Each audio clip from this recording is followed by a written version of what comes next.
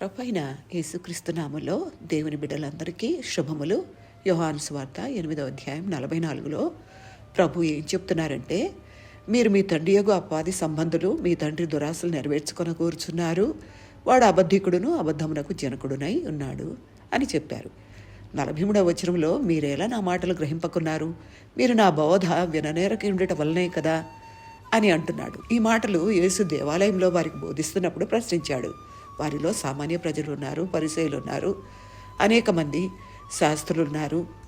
వీరందరూ ఈ విషయాలు వినలేకపోతున్నారు. అంటే వినడం వాళ్ళకి వినబడడం లేదు. ఎందుకు వినబడటం లేదు? వారు చెవిటివారుగా, గుడ్డివారుగా, ఆత్మ సంబంధంగా, మరి చచ్చిన వారుగా ఉన్నారు. వారు వినలేరు, చూడలేరు. ఇది ఎంత భయంకరమో కదా. లేఖనాలు ఎరిగిన వారే కానీ ఇలా ఉన్నారు ప్రభు కాలంలో. మరి ఇప్పుడు కూడా ఇలాంటి వారు ఎందరో ఉన్నారు. వారికి వెలుగు ఇష్టం లేదు, చీకటిని ప్రేమిస్తారు. అసత్యము అబద్ధము అనే చీకటి వీరికి ఇష్టం.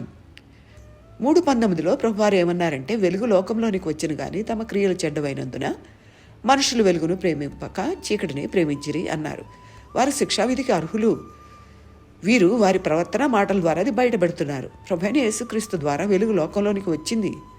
యోహాను 1:4లో 1:5లో ఆ వెలుగు చీకటిలో ప్రకాశిస్తున్నది కానీ చీకటి దాన్ని గ్రహింపకుండెను అని చూస్తాం. 1:9లో నిజమైన వెలుగు అన్నాడు. 8:12లో నేను లోకమునకు వెలుగును అంటున్నాడు. నన్ను వెంబడించువాడు చీకట్లో నడువక జీవపు వెలుగు కలిగి ఉండునని చెప్తున్నాడు. ఇంత తేటగా ప్రభువారు మరీ చెప్తూ ఉంటే మనకే రుజువులు కావాలి? ఎందుకు మనుషులు చీకట్లో అబద్ధాలను ఆశ్రయించి బతుకుతున్నారు? వారికి చీకటి ఇష్టం, వెలుగును త్రోసివేస్తారు. వాళ్ళకి అబద్ధము, కపటము, అజ్ఞానము, దుర్మార్గము, దురాశ బహుగా ఇష్టం. ఇవన్నీ సాతాను సంబంధమైనవి. అబద్ధాలు ఆడేవారంతా సైతాను పక్షాన్ని చేరి దేవుణ్ణి ఎదిరిస్తున్నారని గ్రహిద్దాం.